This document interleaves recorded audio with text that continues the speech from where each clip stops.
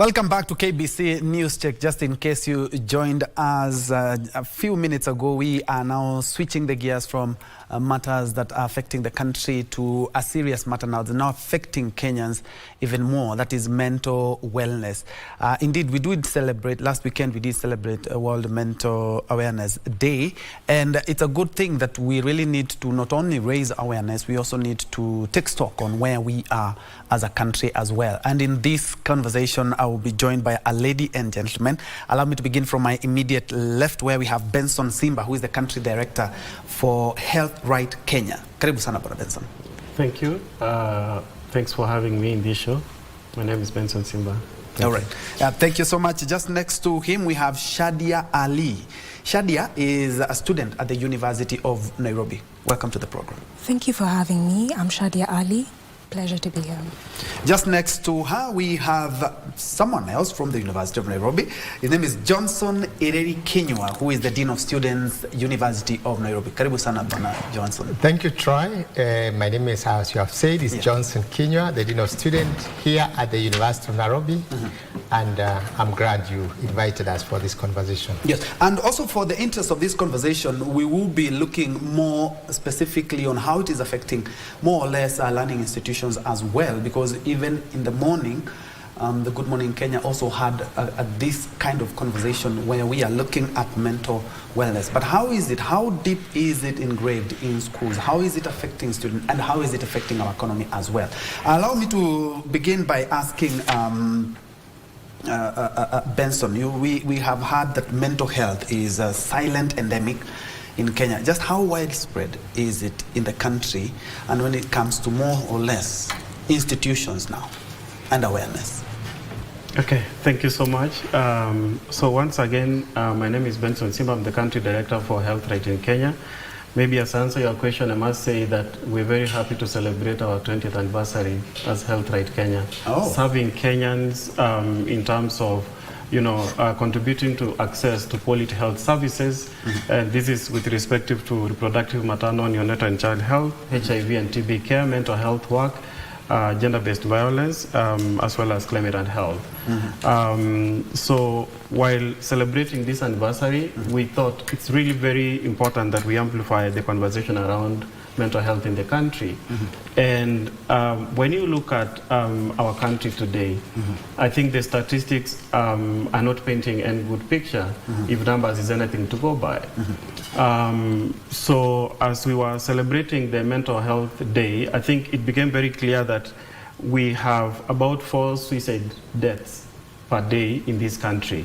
So it means in every day we are losing 4 people to suicide, for example. And 75% of the individuals that are affected by mental health cannot get access to even any form of service that they really need. And this could be maybe because of stigma, could be because of resources, could be because of awareness that they don't know that they have this kind of a problem that we are speaking about. But most importantly, even just framing the conversation also around the cost of inaction in this country. As a country, I mean, the MOH put these figures that we lose about 62 billion Kenyan shillings for just not acting around the burden of mental health in this country. And so it means that we continuously continue to have a major problem around mental health. More and more people are getting affected. Within the universities itself, I mean, nearly or more than half of students are struggling with one form of mental health issue or the other. And on the other side, when you look at the numbers, WHO's puts in terms of the healthcare workers who are supposed to be available in a country, to be able to support 1 to 10,000. But in Kenya today, we talk about a ratio of 1 to 500,000. So with this kind of huge disparity in terms of the problem we have in terms of mental health versus even the service that is available, then we remain with a major challenge to deal with as a country when it comes to matters of mental health. And it's a good thing that you've broken it down for us in small chunks, and we'll be looking at exactly what, as Health Right Kenya, you are doing to bridge this gap, because it's really appalling when we're talking about 4 people dying of suicide each and every day. And just to paint it even more severe is that we have over 100 mental health issues, and there are You're talking about anxiety, post-traumatic stress disorder. We have obsessive-compulsive disorders, mood disorders like depression, bipolar, schizophrenia, just to mention but a few. And the issue, just like Benson has mentioned, when it comes to varsities, they're also affected. And we'll be talking about that with Johnson when we come back. But for now, we have to go back to Sitiko. Here in studio, we are looking, all this month, we'll be looking at matters of mental health in different forums. And allow me to reintroduce my panelists, beginning from my immediate left, where we have Benson Simba, who's the country director for Health Right Kenya. Just next to him, we have Shadia Ali, a student University of Nairobi, and we also have the Dean of Student University of Nairobi, Johnson Ireri Kenywa. Ladies and gentlemen, karibuni tena. I remember before we crossed over to Siaya, to Siaya, we were looking at matters of mental health, and actually the cost of inaction is quite high, as Benson mentioned. But you being the Dean of Students is also affecting students, just like even Benson pointed out, and as we have seen in many circulars. We have about 100 psychiatrists who are supposed to take care of over 50, 60 million Kenyans. When it comes to students, how is the situation? Thank you, Troy. The situation is dire because we have 50,000 students and we have one psychiatrist and one okay in the institution. Yes. So, and this thing, the way I look at it is where Kenya or the world was during the HIV/AIDS, then we came to Corona. This is another epidemic uploading, but silent epidemic. If not tackled, we are going to lose many young lives, and that's why I'm saying it's very dire, because we normally say in the university that one life lost is so many lives lost.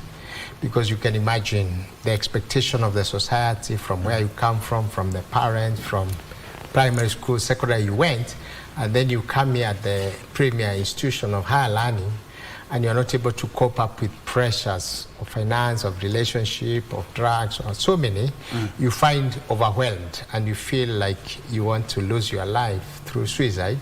It has become a common phenomenon. And as university, we are feeling the heat.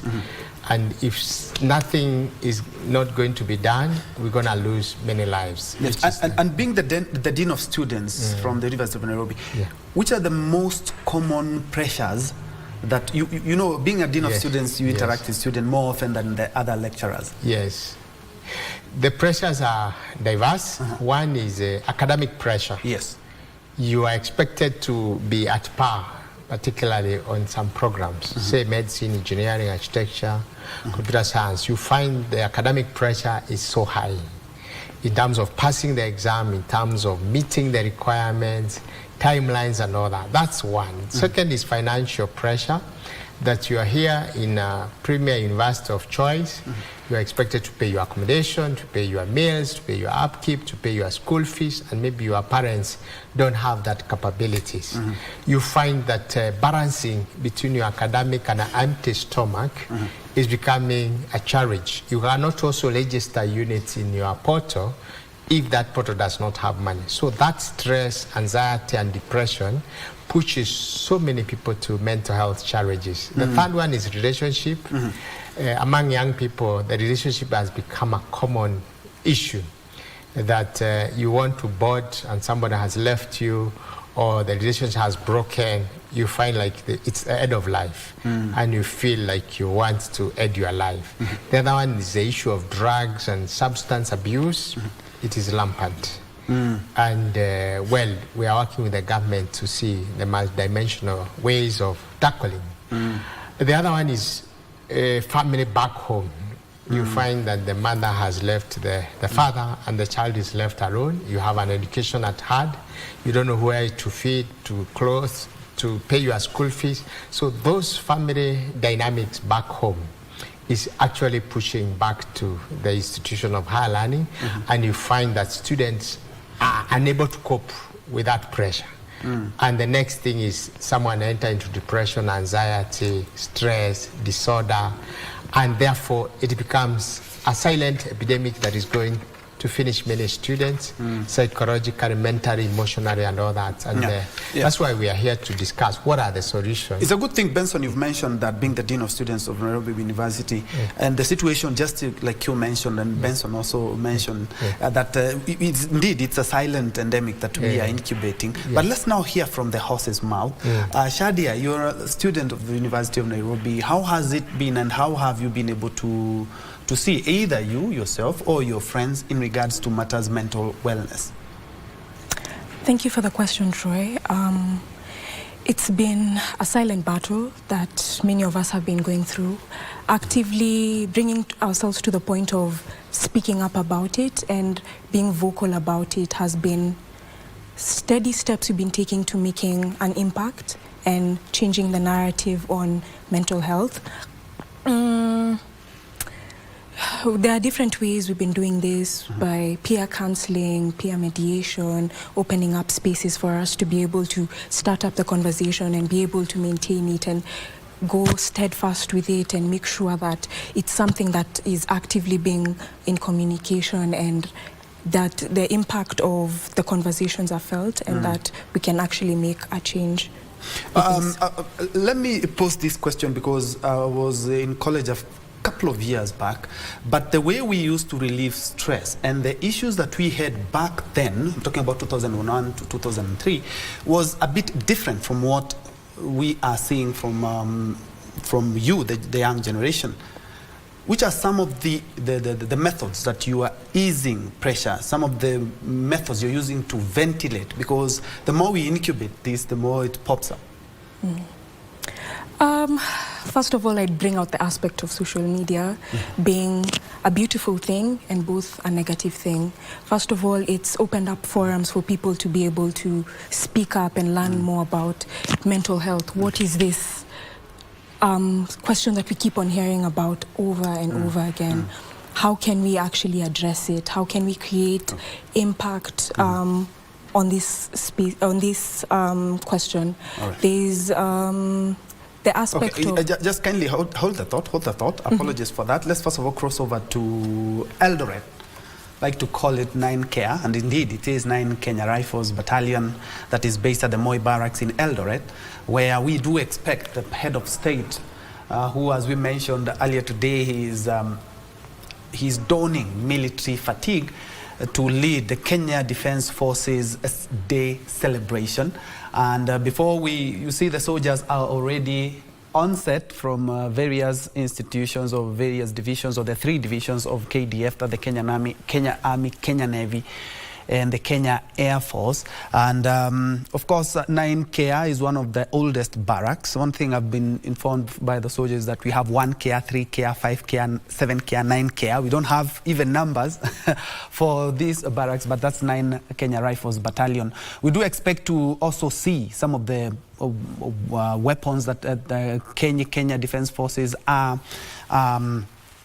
using, because technology, as we talk about technology being the technology being advanced, is also KDF is also on the forefront to ensure that we are at par. We have seen some of the soldiers laying a wreath just to remember some of the soldiers who have lost their lives, and we have seen the head of state leading that, and he gives a salute in regards to that, because indeed they have done a lot. We've had Kenya soldiers in various peace missions. We have seen Kenya Defence Forces also assisting in fortifying parts of the rift. We have seen these same soldiers being used for drilling, other things that we do not see them holding weapons, but they are our sons and daughters. And today is their day, a day to celebrate the gallant men and women who have been on the forefront to ensure that our borders, both in air, on sea, and also on land, are fortified. The head of state, being the only 5-star general that we have in the country, being the commander-in-chief, will be, and also is also accompanied by the minister, or the CS for defense. As you can see, the soldiers are ready and will be crossing over to Eldoret when the function officially starts. But just giving you a sneak peek of what.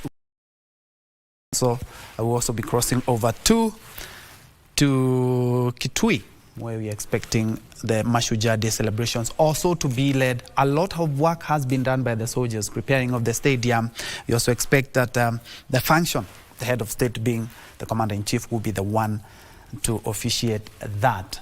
As you can see, our soldiers are ready, and so are we. Remember, as soon as the head of state begins or is seated at the podium, we will be crossing over for KDF celebration. Let's see what our boys and girls have lined up for us today. But something else we are talking about here, we're talking about mental wellness. The cost of inaction is becoming too much, and the pressure that is building, and especially when it comes to learning institutions, is really, really dire. Just like Johnson has informed us. That is Johnson, we have Shadia, and we have Benson here. Apologies for cutting, but Shadia, you're telling us how university students are trying to ventilate. I'm talking about, I remember we used to have so many strikes in the 2001, 2002. Sometimes you will find the University of Nairobi has had a strike, and then in solidarity, the technical university back then as Kenya Polytechnic, you find us on the roads as well. But those are gone days. But something else that has come up is the issue of mental illness has become endemic. How are you, also some of the methods that you guys are using to ventilate? Because we have seen 4 lives every day due to suicide is something that needs to be checked. Thank you for the question, Troy. First of all, I'd love to bring the issue of advancement of technology. With the advancement of technology, there's been a steady rise in social media. This has been both to the detriment and advantage of the youth. First of all, we bring out the aspect of being able to seek help, to learn more about different conditions and everything.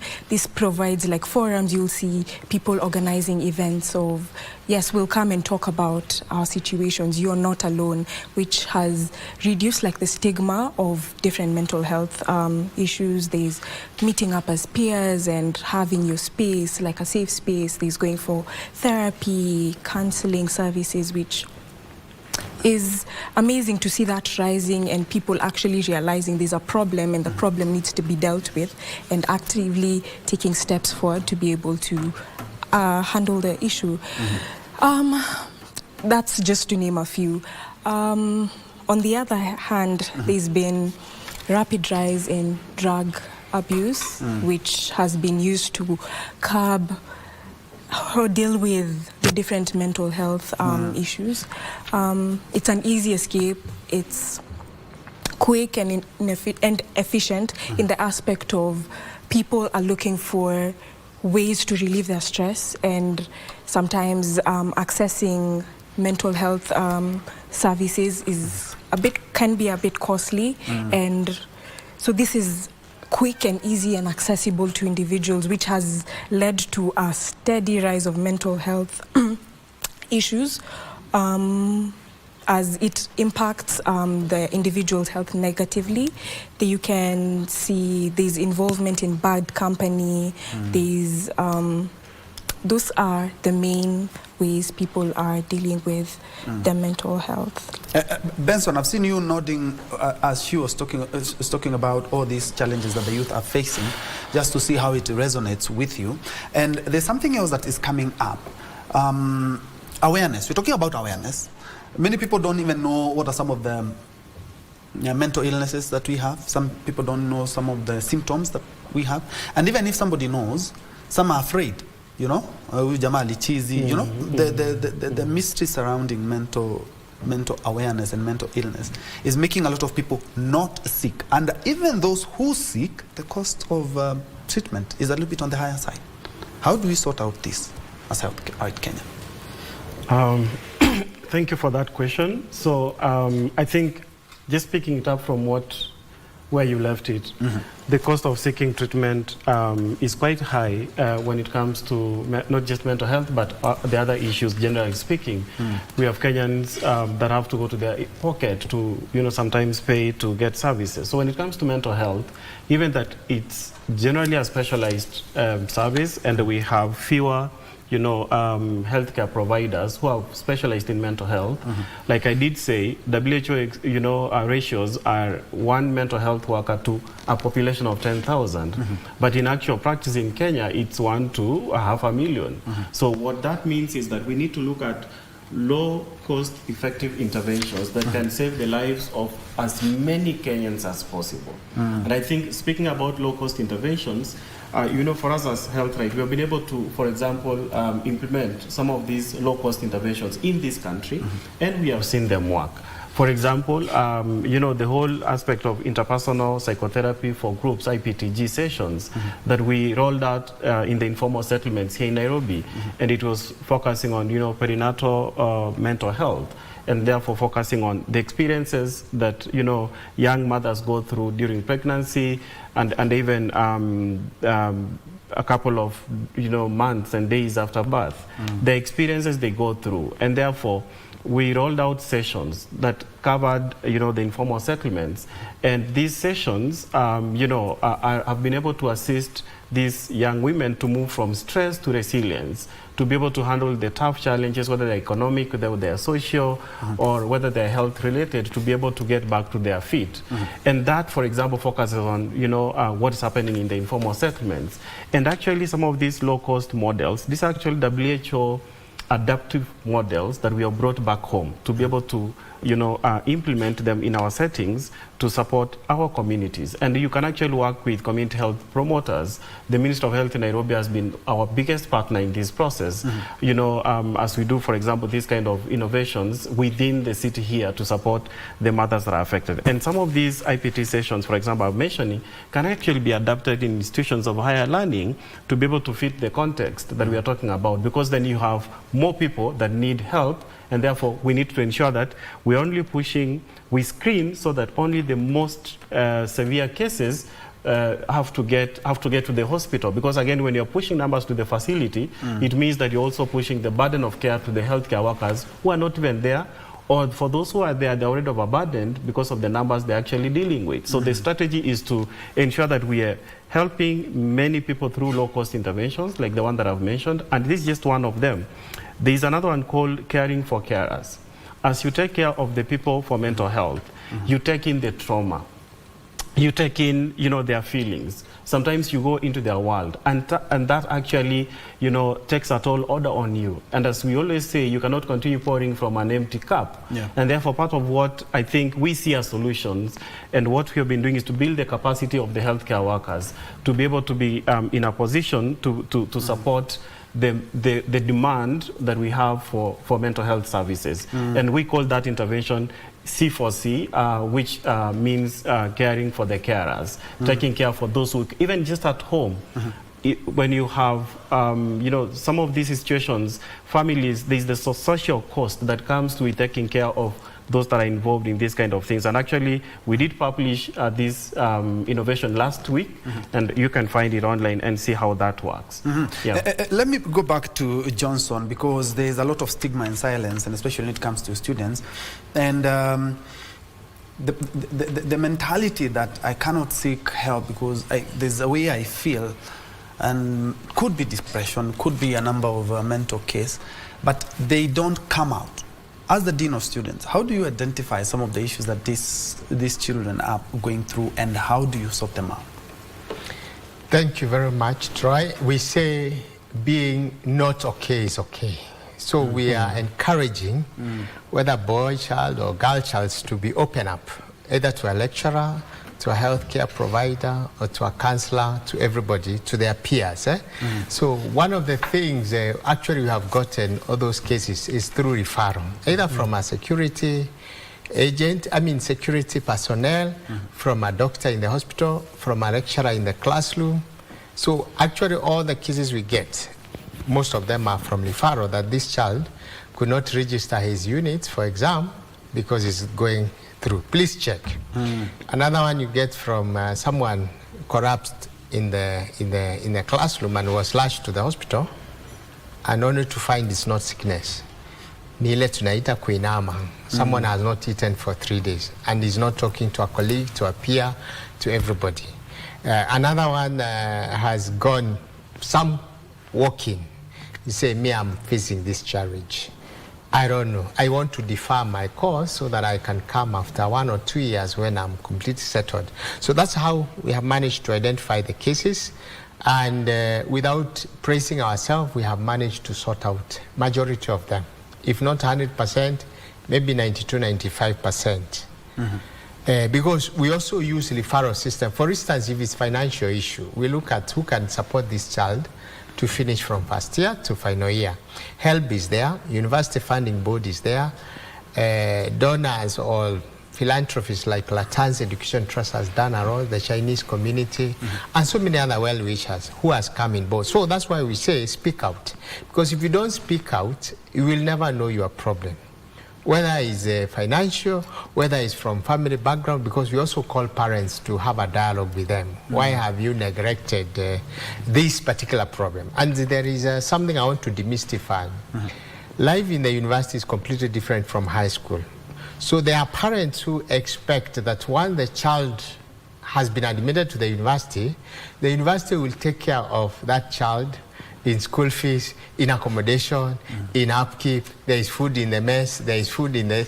Yet it is different. The same way, like in high school, if you don't have the fees, a child can go, and then when you finish your KCSE, that all amount will be loaded, and you are told, do not clear until you are... you will not get certificate until you clear.